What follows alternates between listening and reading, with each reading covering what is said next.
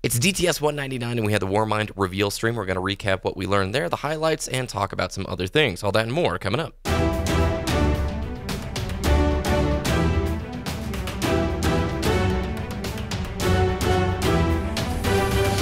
You're listening to Destiny, the show.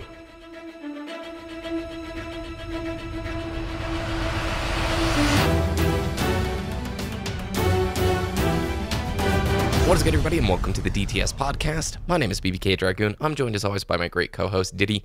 What is up, my man? How was your week? How is the Resi playthrough going? It's going great.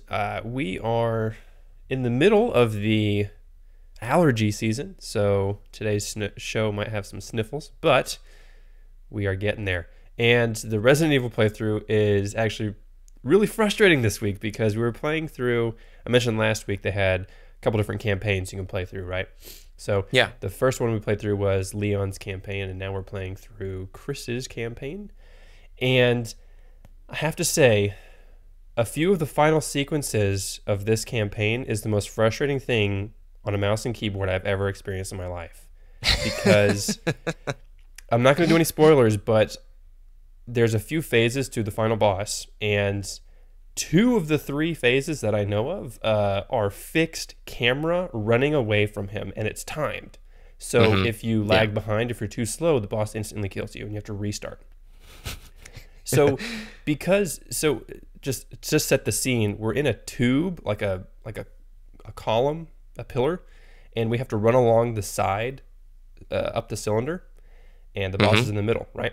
Yep. So think of, I'm staring at the boss the whole time, but the camera is ever moving and it's fixed and I can't move it with the mouse. So I have to and there's obstacles I have to go up, over and under, and it's different combos. And so I have to constantly change the WASD key, plus the action key is X for me. And it's just absolutely awful. I have to claw the keyboard and it's the worst thing of my life. We didn't even finish it last night. We didn't even finish it last night because I got so frustrated because I'm trying to slide under this pipe and I can't. I'm like, just go! Ah! And I die every single time. It's just so frustrating. You just got to plug your Xbox One controller in, man. So I did that, but I discovered 4 of my 5 USB ports don't work on my motherboard. So I have to troubleshoot that. Oh my! So I was just like, I can't do this anymore. Yeah. Well, by the way, listeners, we're picking up on Resident Evil 6 talk. Diddy's been co-oping it with his fiance the last few weeks. Last week, there was definitely more positivity with it. It sounds like the frustrations are coming out, but it's mainly the mouse and keyboard stuff, right? Not the game itself. It's just the mechanics. The story and the gameplay is super fun, and I like it. Yeah. And by the way, I did find out her favorite Resident Evil. It was a long-winded explanation, but basically the top 3 of her favorite Resident Evils are Resident Evil 1 Remake for the GameCube, Resident Evil 2, and then Resident Evil 7 are her top 3. So there you go. Well, there you go. Thank you. Good to know. I don't play scary games, so I'm a total whip. Resident Evil 6, it's not really a scary game. It's just like a monster action shooter. Action thriller, yeah. Yeah, the later Resident Evils are, at least except for 7. Yep. Yeah, 7 looked horrifying when I watched my buddy stream it. This last week, I ended up playing a little bit of Elder Scrolls Online, the Somerset public test server. I finally got into that, which I was excited to test around. It's really cool, and I want to talk about that later in today's show, but we've got Warmind to talk about. This last week, they had the Warmind reveal stream. We're going to hit the high points, the main features, what stood out to us, what didn't. I'll just preface it, Diddy, right off the start. Not surprisingly, I was underwhelmed. I didn't come into this with high expectations, but some of the artwork looks cool. I think you can always give Destiny a solid thumbs up for the artwork. Their team just makes beautiful creations, and hey, there is a new raid layer coming, so I can be thankful about that. But why don't we dive into it and get into the specifics? News! All right, Diddy, our journey continues on Hellas Basin in Mars. We actually got to see what the map looks like, and you were totally right. There are snowy thrall. Snow thrall. All Snow right. thrall. That's right. They're awesome. They're snowy. Anna Bray is being called Anna Bay because everybody's super stoked about her as a character. And the new ritual activity escalation protocol, Ditty went in a completely different direction than what I had expected. So it was sort of this wave-based survival mode, but it's more like Archon's Forge. It's not a standalone like mode that you can select. It's literally out in the public space. You're going to run into others just like you would with Archon's Forge. And then you're going to fight your way through escalating waves of Hive in this all-new activity. They do have 5 weeks worth of bosses for it and unique gear for it. But after those initial 5 weeks, I'm asking myself, Ditty, and I'm punching myself in the gut, wondering why Bungie did not make this a standalone game mode that you could matchmake into. That, I mean, they have all the ingredients here for a Horde mode. Why do you think they went with it in this more public event route? So my take is, technically, you can pseudo matchmake it because it's a public space, but it's not forced matchmaking, which is what frustrates us here. And what I think happened is they looked at Prison of Elders from House of Wolves, and they looked at Court of Oryx and Archon's Forge, and they kind of tried to make it a hybrid. And they heard the feedback from Prison of Elders not being as exciting as it was initially marketed as. So they wanted to take that idea and then just put it into the Archon's Forge, that public space that you can start it and activate it and do it that way. So it's kind of a remake or an update to Prison of Elders. Does that make sense? And that's what I think their reasoning was. And I agree. It just did not impress, in my opinion. It looks fun. From what I've heard from the impression videos, in order to complete it, it is a 15 to 20 minute kind of a deal, which that's cool. That's longer than any other public event that you're going to go after. But after, we've seen this before. After 5 weeks, it's going to be dead. Like, there's no real reason to continue with it. My ideal version, and what we talked about last week, like, have an endless version, have a finite version, have rewards that go across all of the summer, and then have, obviously, leaderboards associated with both versions of those modes and rewards associated with, leaderboard tiers. But instead, this route makes me think that Warmind was maybe completed. The production for Warmind was completed last October or November, and that the whole crew already shifted to Taken Queen or Destiny 3, because I don't get the vibe of we're listening to you when you have this kind of a game mode where for years and years and years we've asked for a proper Horde and we're still left waiting for a proper Horde mode in Destiny. So I'm confused. And I think the game mode and the environment was probably already built around that time, around the launch, Curse of Osiris, and they heard the feedback, and the only thing that they could realistically update by DLC 2 this May was the gear. So maybe the gear this time around in this update is better than it was when it initially came to fruition in testing. So, I mean, hopefully that's the case. Hopefully the gear is really worth grinding for.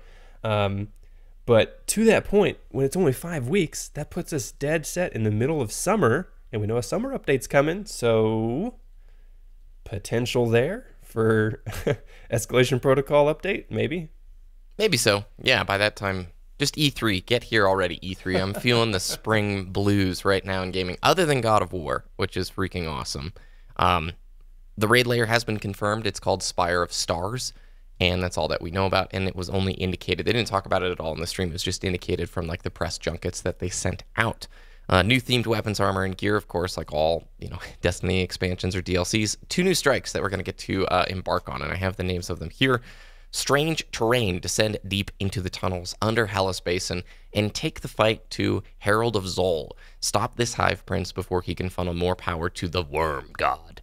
And then the other one is Wheel of the Thousands. Rasputin's neural network is under attack. Take the Valkyrie and use it to defeat a monstrous foe. And what's that famed Hive Necro or Necra or something? I can't remember his name. I'm not a lore guy, but the lore guys are worried that he's... Nocris, yeah. They're worried that his entire story arc is going to be a singular strike instead of an actual Fallen expansion. I'm telling you, if you're worried about it, it's probably going to come to fruition with Bungie at this point. I would not put it past them at all to be like, Rasputin is wrapped up in 2 hours of story. That's it. Done. Moving on. Right? Yeah, that's the worst thing about these DLCs and the Destiny launches. It's that They introduced this really cool character, or a character that we've known from the lore, and it's wrapped up in that expansion. We need persistent lore characters, please. Yeah, that don't get resolved in a single expansion. Yeah, the reason Oryx worked really well, even though we wanted more, was because he was the main bad guy for the story, and then you go into the raid and finally defeat him. Like, yes, it wasn't wrapped up in the story, but it was wrapped up in the expansion still. But still, it was like, yeah, that's better. So we just need more persistent bad guys. Like, I hope Rasputin, like, whatever we're doing with Rasputin in this campaign, I hope we lose and Rasputin becomes super evil and just he's the bad guy from Destiny for now on. Like, we still need a villain. We keep jumping from villain to villain to villain. Yes. And there's no really overarching story that has been communicated to the non-Grimoire reading player about what you do in Destiny. Besides the darkness. And which is we totally haven't seen the darkness yet. Half-hearted, half-effort. Like, we're 5 years, we're coming into, like, Taken Queen will be the year 5 of Destiny. And we still don't really have, for casual players, I'm not talking about the lore enthusiasts who will watch the videos, we still don't have a clear-cut storyline that's happened. Other than Gaul came, blew stuff up, and left. And then, obviously, like, if you look back at Destiny 1. That's the best summary of Destiny 2's campaign. I love that. Gaul came, blew stuff up, then left. Yeah, or we got him. We beat him up. The Valkyrie is a new relic weapon. It's like the axe, but except this time it's the Blade Dancer pole, and it's fire. You can throw it. You can throw it. Looks kind of cool. New story missions and adventures. They actually, to their credit, Ditty didn't show off any story content. Pretty much nice. From, we had a cinematic reveal trailer, which was almost the exact cinematic from Curse of Osiris. It seemed like, except this time without a Bray. I expect pretty much the exact same copy pasta format as the Curse of Osiris story. It's going to take probably, I bet, 3 hours to get through it all. I hope not, but I don't see any evidence to suggest that it would take feedback from Curse of Osiris and make changes to the campaign. So we'll just wait and see, right? Yep, agreed. Access to multiplayer arenas in private matches. So yeah, private matches we get on May 8th. One of the cool things they're doing this time around, Ditty, is DLC maps are going free for everybody in terms of PvP. Now, I think you still need to own the maps in order to access them for private matches. Like, you need to own the expansion associated with it, but for matchmaking stuff, cool. Fantastic, fantastic decision, and I like it. More and more modern shooters are moving this direction. It's something that Halo figured out a long time ago, and I love it. Stop selling map packs for multiplayer games that split the population. Find different ways to, give benefits to players through added content later or whatever. Yeah, and that's kind of a buff to PvP matchmaking as well, because you don't have the playlists separated, so you don't have less of a population. You don't split the population into two separate playlists, so you'll be able to find more full matches more frequently. So I like that. That's nice. Totally. And that brings us to pretty much the backbone, I would say, of the stream. The majority of the stream was Wyzanewski talking about the exotic weapon buff changes, watching these guys play PvP with some of the new exotic changes that are going to be going live with May 8th. And then also the ranked stuff going on with Crucible. So with Crucible ranking, there's two new elements of this. There's Valor and there's Glory. So on the Valor side, the points top out at 2,000. You can reset your rank, kind of like a Prestige, and certain rewards are going to require you to reset that rank multiple times, so it will require you to Prestige.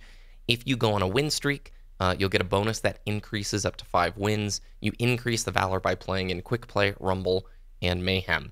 And it doesn't matter. Your win-loss does not matter on the Valor side of things. I think your Valor goes up a little bit faster if you win, but it's just something that accumulates as you continue playing. Love that concept. I think that's fantastic, and I'm glad they're adding it to the game. And then Glory is the ranked side of the spectrum here. The point cap is 5,500. You go up with winning and win streaks, but you go down with losses and loss streaks. Bonus points are granted in the first 4 levels for playing 3 matches. Rank decay begins in the final 2 levels that can be staved off by playing 3 matches. At Fabled level, and I'll go through the ranks here in a second, there will be a unique reward that I'll talk about here in just a moment. The Glory rank is only found in the competitive playlist. Iron Banner and Trials are not going to be included within that. Iron Banner and Trials may have their own ranking systems when this thing goes live. But yeah, that's all coming to the game, Ditty. What do you think about this? So I like this. A while back, I did a Halo video on YouTube about an ideal ranking system, and it had a very similar split. You have the global or general ranking, which in this case is the Valor. It's uncapped. You get to prestige. Doesn't matter if you win or lose. You keep accumulating that. Kind of like an Overwatch. You have, the stars or the different colored borders, that bronze border with the 1, 2, 3, 4, 5 stars. Then you go to silver, then gold, and then platinum. That, I really like that because it shows a player how long you've been playing the game or how much you've played the game. It doesn't tell your skill, kind of like Halo Reach.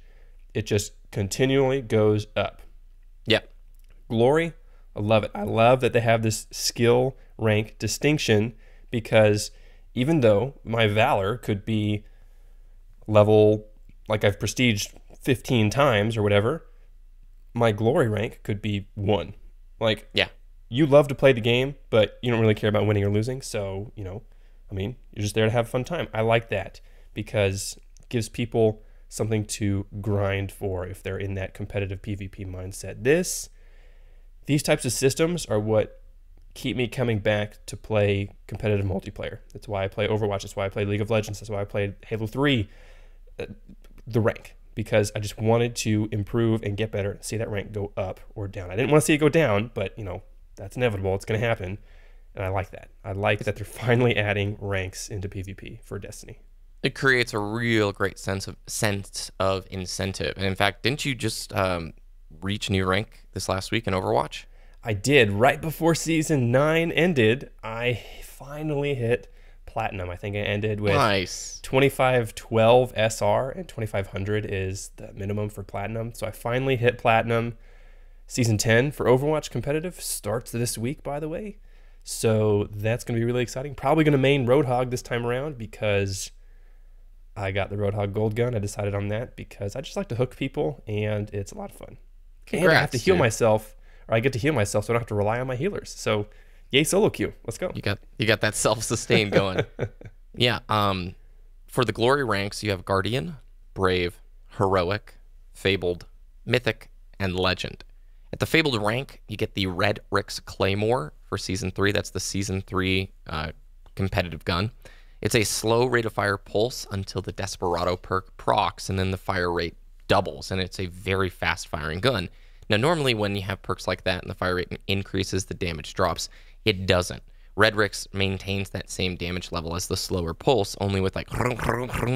And this could be one of the strongest weapons like in-game. It's one of the strongest weapons from what it appears like so far. It's a cool reward, and I love that they're doing this.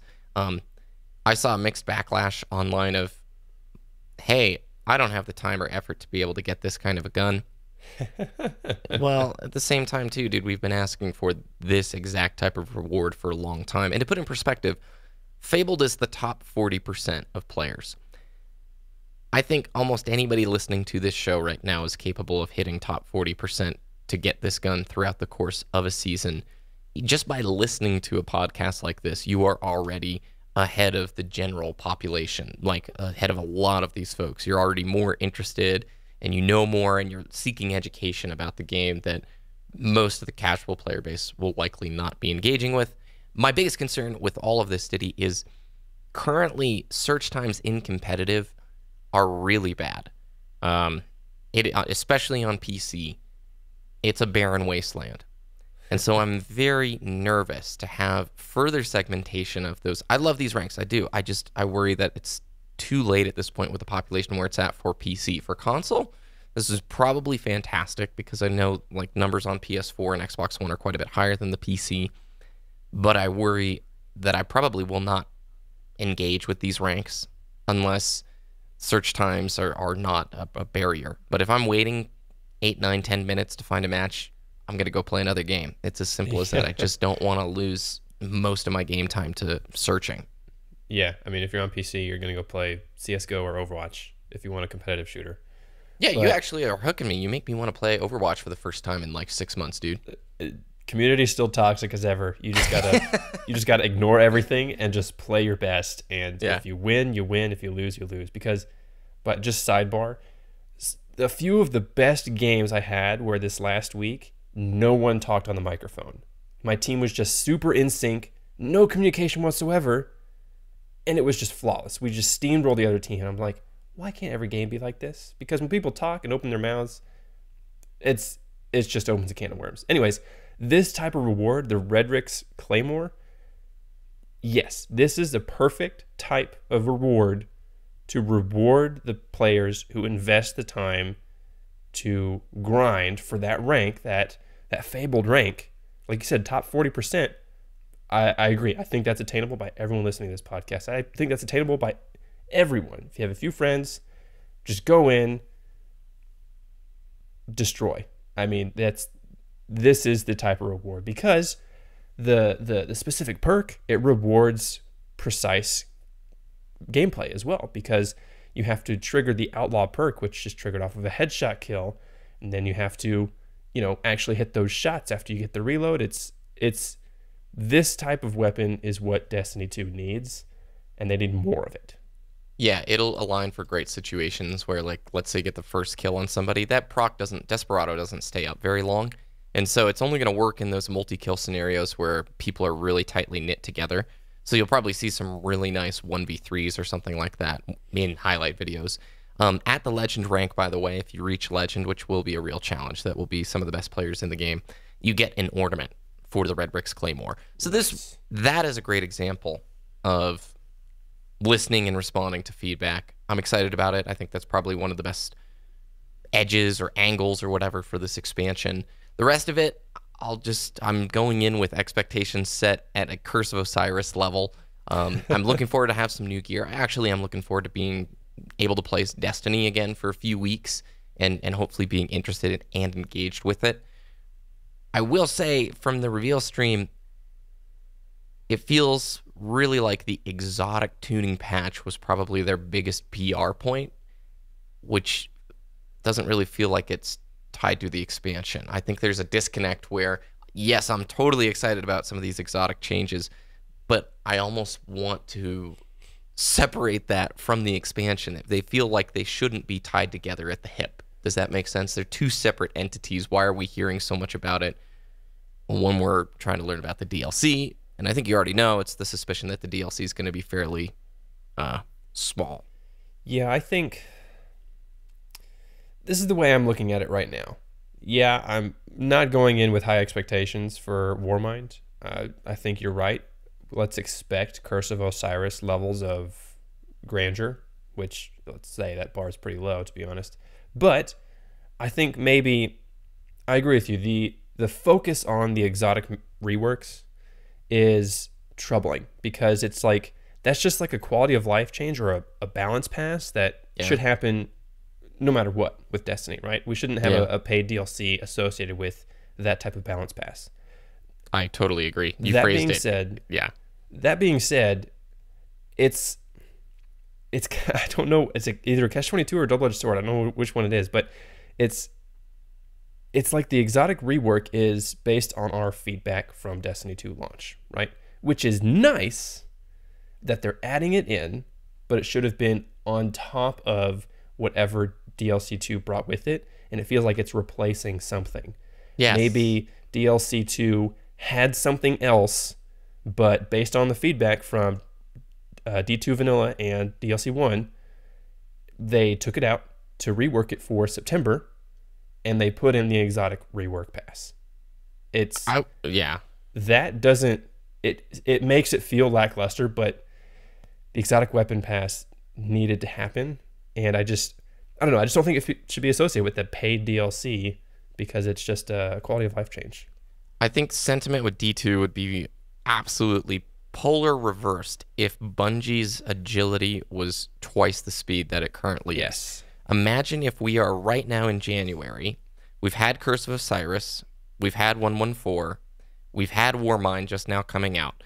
If all of this had happened in 3 months, basically, we would be like, all right, they're moving at a decent pace. But right now, it's incredibly discouraging because it's going to be May, where we're getting this exotic weapon tuning pass. It feels incredibly lackluster because the game came out in September. We are nearing, I know we're still away, we've got the summer to go, but we are nearing that year anniversary and looking at these time frames just going, this is not how modern games work, dude. This is not the speed that gamers expect. Yeah, around this time last year, we had Age of Triumph launching. That is weird. And compare that to now. Yep. It just seems like such a huge step back. And I know that's a broken record at this point with Destiny 2, but like you said, they're moving pretty slow. Yeah. Well, let's transition over at the end of the show. I just wanted to mention I got into the Elder Scrolls Online Somerset beta. Somerset's the new expansion coming out late May for PC, early June for Xbox One and PlayStation 4. I've now had more time, Ditty, with the game, and I'll keep playing the PTS.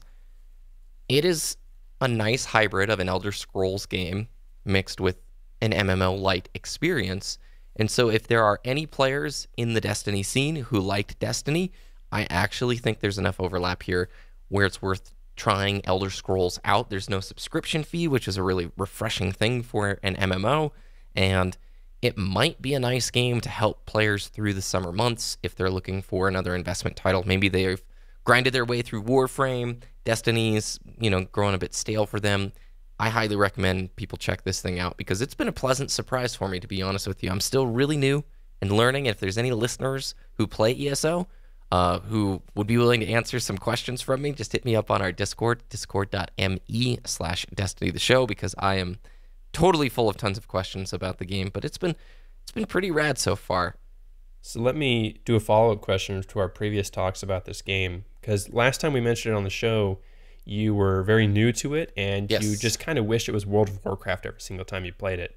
Kind of like Ironsight. When we play Ironsight, we just wish it was Call of Duty all the time. Yeah. How does it compare now? Do you still feel like it should just be World of Warcraft, or is it, like you said, that nice hybrid that more people will enjoy? That is a great question, and it's really hard for me as a beginner to answer. Let me follow it with, I am still continually overwhelmed because I didn't come into the PTS with a robust knowledge of the game over the last 2 or 3 years. So it's almost like I'm having to learn all these systems on the fly, and when you're on the PTS, they give you a character that has 1 billion gold, all the items in the game, all the stat points ever, and so imagine like a player who's put 200 hours into their character, all of a sudden you just log in and you've got a blank canvas of every point you could ever want to spend, every weapon. Like, it is, I'm still super overwhelmed, and I know I'm doing things incorrectly. I think your question is, Elder Scrolls is striking a nice balance between being an Elder Scrolls game and being a somewhat MMO type game. I don't necessarily wish it is like WoW at this point. I think it is a unique title in this sphere, and that's the best way I can put it. I wouldn't want it to change. It does have a great little storyline, but you have to play it differently. You have to play it kind of like this is an Elder Scrolls game with other people online, instead of where I came at it, where I'm like, okay, this is an MMO with a skin on top of it that's ESO. That's Elder Scrolls, basically. Did that make sense? It did, yeah. Yeah. Follow-up question.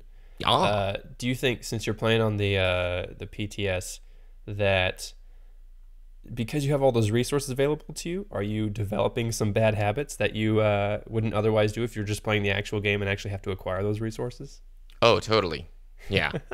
I'm not even certain how committed I'll be when it comes out because I don't know what it's going to take to get back to this point. I feel super spoiled when you're on the PTS where you're like, oh, I skipped all the quote-unquote boring stuff and now I got the goods. Now I'm looking sweet. I'm not necessarily looking forward to restarting that journey over again, but at the same time, since it's Elder Scrolls like, the story quests are kind of cool. So that's a good question, but yeah, I'm sure my builds are so stupid, Ditty. Like, they're completely, I don't even know what I'm doing, so I'm just putting points in anything and putting whatever abilities I want on my bars. So I know the veterans are just, that's why I need veterans to come answer some questions, please. It's kind of like, it just gives me the impression of a lot of Warframe. Yeah. YouTubers, whenever like a new frame or a new weapon comes out, they'll buy it outright and then go farm it all the way up to level 30 max rank and then do build guides on it, because it's just like, okay, all right, let's just get this out of the way real quick. And they have those farming techniques down to like 15 minutes in its max rank. That's crazy. Yeah. Oh, yeah. When you get later in the nodes, there are some brutal spots. Nice. All right. That's going to do it for DTS 199. Next week is week 200. Thanks, as always, listeners, for joining us, supporting the program. I really do appreciate it. Ditty, where can people find your content? Well, before that, I mean, totally planned episode 200 launching with Warmind. Totally planned. Oh, yeah. From day one, we're like, okay, so that's so weird. That's next week? Gosh, that doesn't feel real. Let's start the podcast so that episode 200 is with the DLC 2 for Destiny 2. Yeah, total insider information. Anyways, you can find me at youtube.com/wooshness, WOOOSHNESS, and twitter.com/Ditty, DTS, DITTY, DTS. You can follow the program on Twitter at Destiny the Show, or go to our website, destinytheshow.com, for all the links from today and more. You can follow me on Twitter, Twitch, and YouTube at BBKDRAGOON. And as always, join our Discord, discord.me/Destiny the Show. Thanks for listening, everybody. Have a great week, and we'll talk with you next time.